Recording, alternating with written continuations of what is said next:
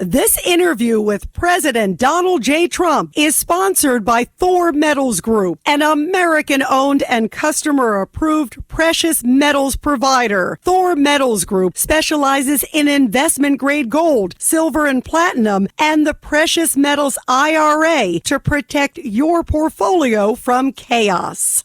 And joining us now here on Cats and Cosby is the 45th President of the United States, who wants to be the 47th President, Donald Trump. Mr. President, let's get right to it. Do you think we're going to see a trifecta on election night? A Republican president, a Republican Senate, a Republican House? And how important is early voting? Because people are coming out in record numbers. Well, it is important. It's most important to vote. But it is important to have, and it takes a lot of the risk out of bad weather and other things when you get back to the famous Tuesday where Republicans like to be. And the Republicans have really stepped up, and they are early voting. And I think it's very possible. I think we're doing very well in the Senate. I think the House is going to surprise you. I've helped a lot of the House members with calls and endorsements and things. I think the House is going to surprise you greatly. And you're seeing the numbers for president right now, and the numbers are, I would say, if you took highest expectation and doubled it, that's where we are.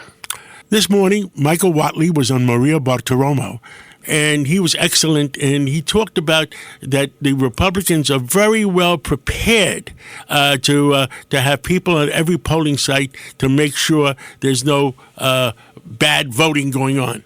Well, that's true. I mean, we've spent a lot. I took Michael Whatley from North Carolina, which I won twice. And we had no cheating there, and we had a lot of cheating in other places, John, a lot. And I didn't use those people. I took the people that were able to. We don't need the votes. We need to make sure that the ballots are counted properly and that new ballots aren't added at bad times. And I took the man that was best at that. I put him in charge, and he's doing a fantastic job along with Laura. The most important things that the American people care about is what's going on in America first. Regardless, even if a million people are dying in Africa, they care about America first. And the most important issues, I believe, is the border. If Harris gets elected, people are still going to, the migrants are still going to be coming through. She will open the border. It won't even, like she's pretending it's, closing now. But she forgot to turn off the airplanes. 400,000 people come in by airplane. Can you believe it? Wow. That's when people really began to say, hey, this is really bad. Because, for 2 years, they didn't know about the airplanes. They only found out the airplanes. They started looking up, and they said, how come all those planes are flying over us? The big planes loaded up with migrants. These people are sick. And, I watched last night that CNN town hall. This woman does not have what it takes. It was a disaster. It was a disaster. I mean, to have her lead us for 4 years, she's just a vessel for the party. Look, the party is a very vicious party, the Democrat Party. It doesn't have a president, and it didn't have with Biden. It calls all the shots. They are extraordinary. They're very smart, but they are they're a very corrupt party, and they need people like that. They are perfect people. Those people will do whatever it tells them to do. But they're vessels. All they are is vessels. I watched her last night. She could not answer the simplest question. It was amazing, actually. Well, would you hire her to run one of your companies if you were still in the corporate business? Well, nobody would. I mean, unless they want to lose it, nobody would. She can't run she can't run anything. But she'll do what the party tells her. Look, the party is vicious but smart, and they ended up with Biden. They didn't want Biden. They wanted Bernie Sanders. They ended up with Biden, and they tell him what to do. And look, they took his presidency away. This has never happened before in our country's history. They went into him. They said, you had a bad debate. Your numbers are down, and we want you out. And he said no for about 24 hours, and then they threatened him with you-know-what, and he got out, and he hates her so much because she was, helping because she wanted to be in this position, and then they went politically correct. So they took their weakest candidate, which is her. They have, much stronger candidates than hers, but they took their weakest candidate, which is her, and they said, you're going to run.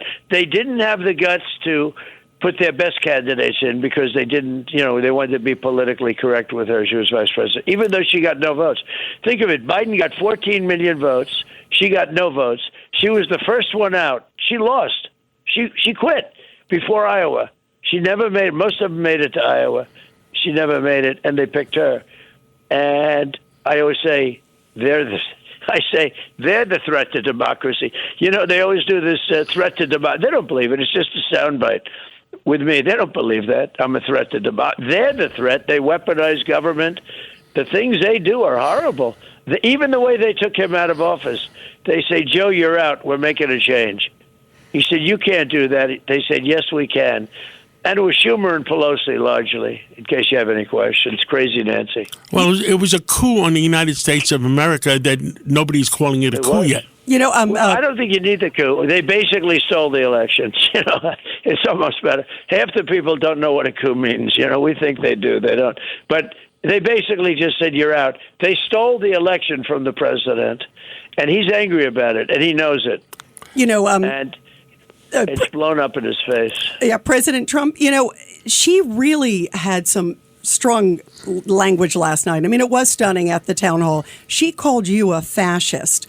What do you say to that? And also, what do you also say to, General John Kelly and Mark Milley and some of these others? Is that like the sort of the 51 intel agents, so-called, remember from years ago? With some of this vitriol, it seems like they're trying to throw everything against you to take attention from their lack of message. So I fire a lot of people when they don't do a good job.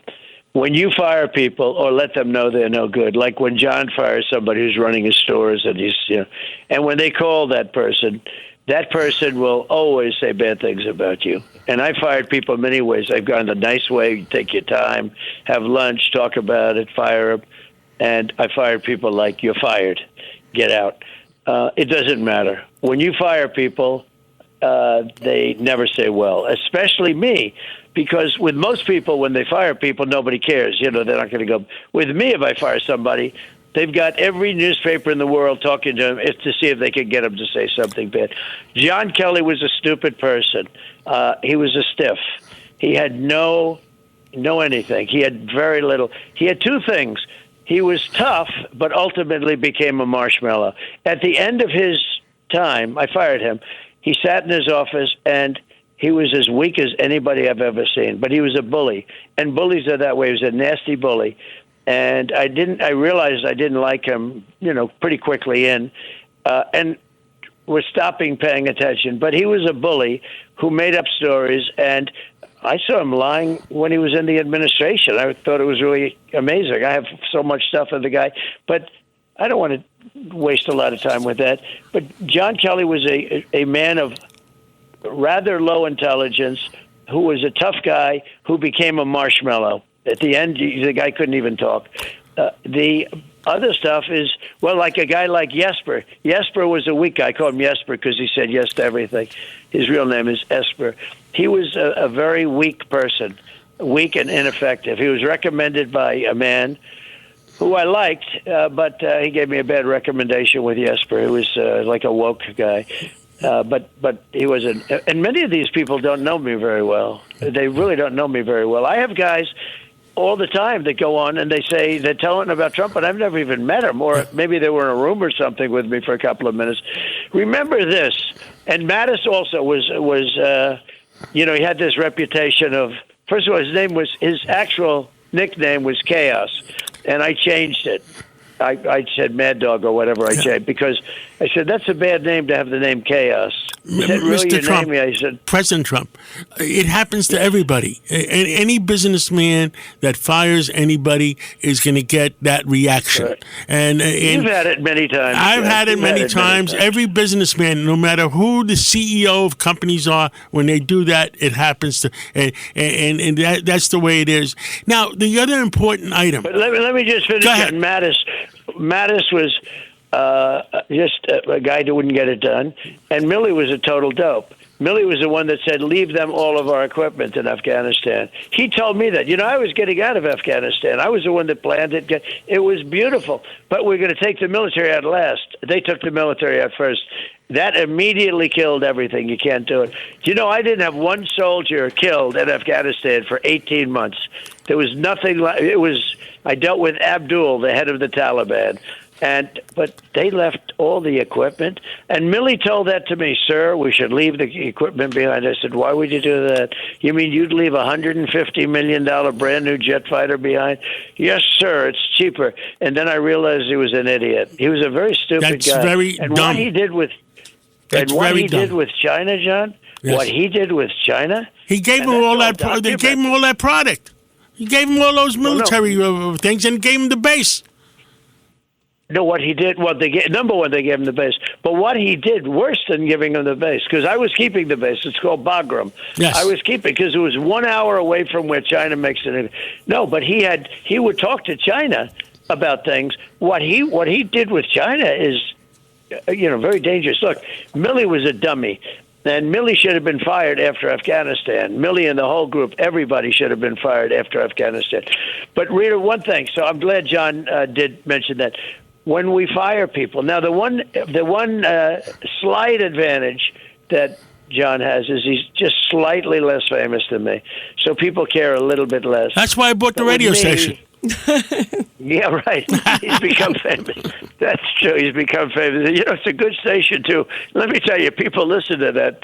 People listen to that sucker. I want to tell you, they like it, and you're having a good time. Yes. That's great. Yeah. That's great. The same way you had a good time on television. I see you're better looking, so you could do television. I could do only radio. You have a face for radio, John? That's what I got. Two more questions. You're doing good. Two more Go questions. Are we on the eve of destruction if Harris becomes president and Israel attacks Iran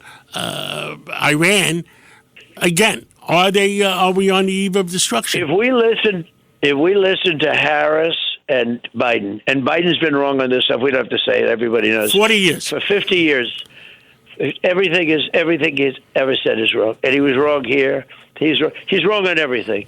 If you would be genius, if you would have taken Biden's, whatever his policy, and gone the exact opposite, you would have been the greatest in history. Okay, he's been wrong on everything. If you have her as your president, we are in for a catastrophe. There's no way. I know them all. I know all the players. President Xi, Putin, every one of them. Kim Jong-un. If she becomes the president, this country is in real trouble. Real trouble. First of all, we'll have a depression, an economic 1929 style depression, but we'll end up in a third world war. The woman is incompetent. I watched her last night. All she can do is talk about Trump. I mean, whenever a question, well, I think Trump is a dictator. Now, John knows me a long time. I think you could set the audience straight, John. I'm not a dictator. No. Yeah, dictator. It's just incredible. This is their new thing. Every week they have a new plan because it hasn't worked. But here's the good news. The numbers are coming in at levels that nobody's ever seen before. I think you agree with that, John. Absolutely. People, in fact, they say, common sense Democrats. I'm after common sense Democrats all the time. Right. Common sense Right. Democrats, I tell them, close your eyes, vote for President Trump because that's the right way to go.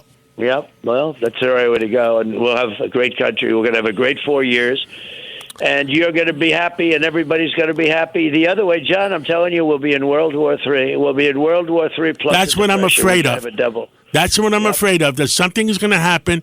And remember the Goldwater commercial where the atomic bomb was going off? Well, that could happen in the Mideast and plunge everybody else into a world war with atomic bombs going off. It could happen here, John. It could even happen here. Remember that. So, one last question. The other big problem, our mutual friend Bob Morgenthau will be turning in his grave right now on the rule of law in our country. There is no rule of law. You got political appointees ordering around the FBI, ordering around the border control people, and they're not able, 99.9% of border control people and the FBI are loyal Americans. They love America. Meanwhile, you have political appointees telling them what to do. Absolutely. You have great people in both offices. The FBI is great, but your top people, boy, oh boy, what's happened to the FBI? And then when you take a look, I mean, incredibly, Border Patrol is great. They gave me an endorsement the other day like you've never seen. He's the greatest president of our lifetime. I said, you couldn't do longer? But, some are young. I didn't like that. But they gave me the strongest endorsement. And I never saw this before. While they were endorsing me, they said, she's the worst ever. You can't allow her to do this. Do you know that in 4 years she never called them, not once, and she was in charge of the border? She never even called them once. And it's, look, we're going to have a great border. We're going to have a great economy. We're going to have a great everything. All we have to do is finish this thing off. We're leading in every state. We're not doing badly in one state. I mean, I think every state we're leading in. I hope you take 49 states like President Reagan. Now, one last thing I'm going to go to Rita is Jesus Christ, I forgot what I was going to say. See? Rita, you go. Go ahead. Be careful, they'll call you cognitively impaired. Yes, I am impaired. Don't forget, I'm a year younger than you. Both of you are sharp as a tack. I can vouch for that. Let me tell you. You are the least cognitively impaired person I think I've ever met. Yeah. But anyway, so I agree. Think of it later. Go ahead. Yep. President Trump. He's a very sharp guy. He is. Both of you guys are. Are you kidding me? Mr. President, as you're talking about the border, what is your message? We talked about, John so aptly sort of used the word eve of destruction about sort of what's happening internationally. Domestically, what could America look like if it continues to have this open border policy that we have seen? And also, well, we can't have it. It's not sustainable. It has to be shut immediately, and you have to let people in, but they have to come in legal. And you have to get the killers, the murderers, and mentally deranged. You have to get them out, and we should throw Jack Smith out with them, the mentally deranged people. Jack Smith should be considered mentally deranged, and he should be thrown out of the country. I remembered. My God, it takes it a little. If whoever called the shot on letting in 13,000 murderers, and a lot of them are in New York, allowing 13,000 murderers to enter the United States of America and prey on the American people, would you call that treason? Well, the one who called the shot is her, because she was in charge of the border. So she called the shot. And Biden was sleeping half the time, so I don't know, it's almost hard. So somebody's guilty then. Somebody's guilty. That guy is the worst president we've ever had. But you'd really say it starts at the top. Now, Mayorkas is ultimately responsible. But the one that really is the one that said this is the way we want to do it is going to be Biden and her and Kamala. But she never made one phone call. I was with the Border Patrol when they endorsed me. They gave me a great endorsement. But I was with them. I said, let me ask you, does she ever speak to you? Does she ever call? No. Has she called you many times during, I forget how many times? They said she's never called us once in 3.5 years. Wow. Can you believe it? Wow. I saw recently that you were asked about this idea of using government funds, Mr. President, as reparations to victims of migrant crime, because sadly, there have been a lot of them. We've seen a lot of these horrible high-profile cases, and so many of the family members are praying that you get into office. I love the idea of helping them. Yeah, explain how would that work? Would that be U.S. government? Could you even go after other governments?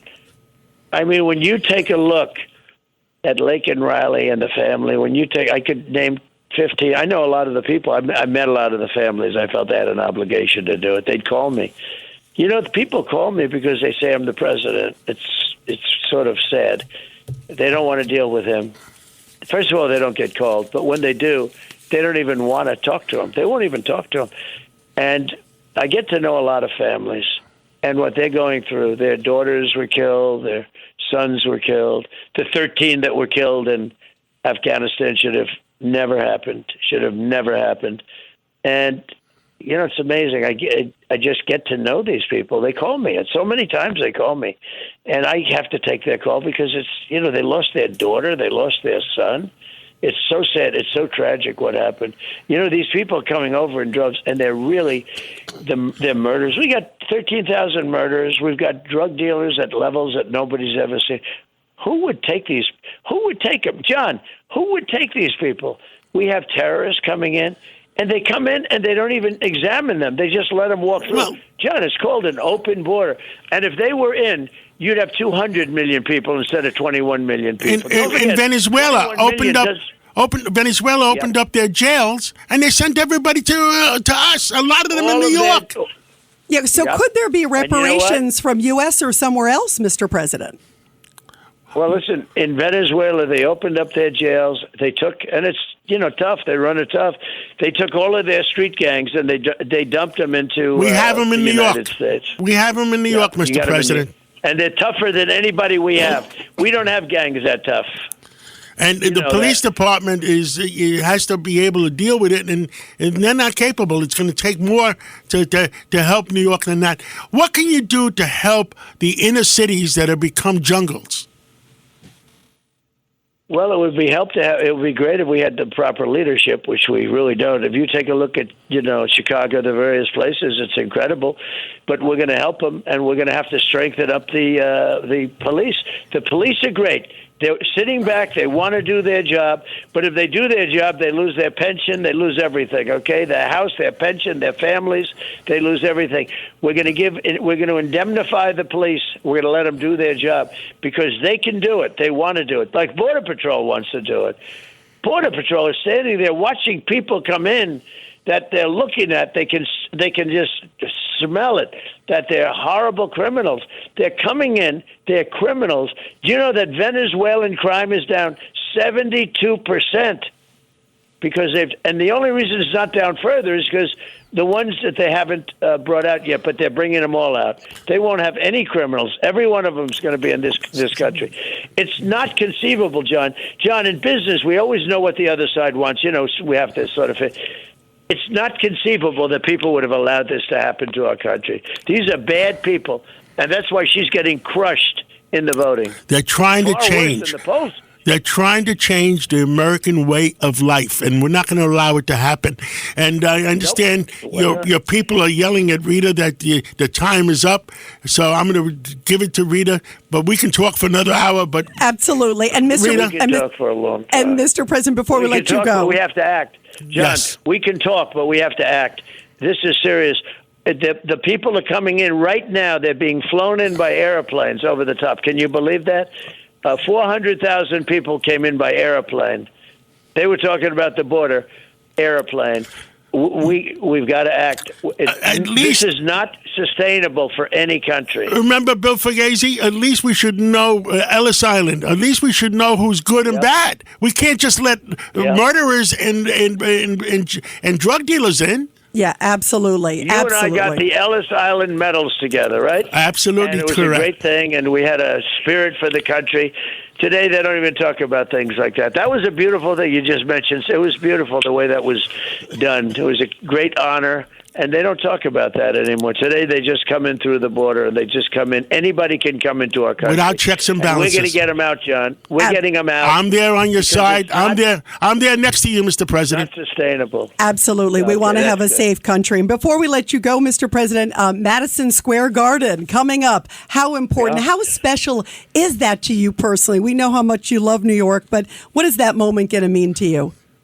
Well, it's New York, but it's also it's the end of my campaigning when you think. I mean, I've done it now for 9 years. We've had two great elections. One was better than the other. The second one was much better than the first. We got almost 12 million more votes than we got the first time, which is unheard of. That never happened for a president before, where you do better the second time by that kind of a number. Got more votes than any sitting president in history. But now this one blows it away. This one is better than the both of them. Maybe the both of them put together based on the numbers we're seeing, John. I think you see that. And, numbers are coming out of Georgia and Michigan. The numbers that are coming out of Michigan and Pennsylvania are incredible. I'm praying for 49 states, Mr. President.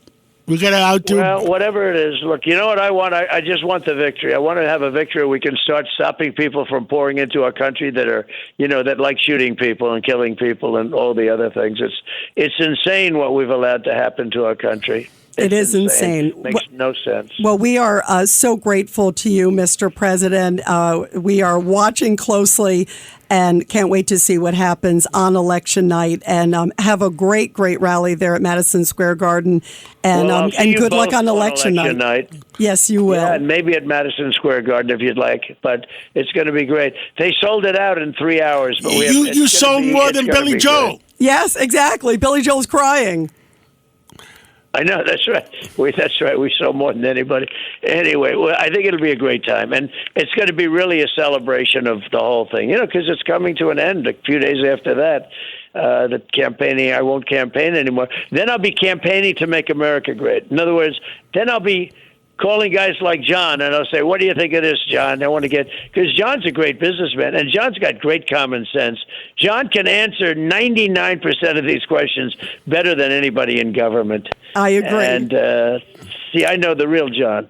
You do too, probably, but not like I know him. Thank you. Oh, thank you both. What a blessing. You. We are and with have you. A great, good luck. Have on a great day. night. And most important, stay safe. We need you. Yes, please stay safe. The world needs you. Thanks, John. We love you, Mr. Thanks, President. Thank you. Good. Goodbye. Thank you. This interview was sponsored by Thor Metals Group, home of investment grade gold, the best performing asset of 2024. Call Thor at 844-944-THOR to protect your retirement with gold.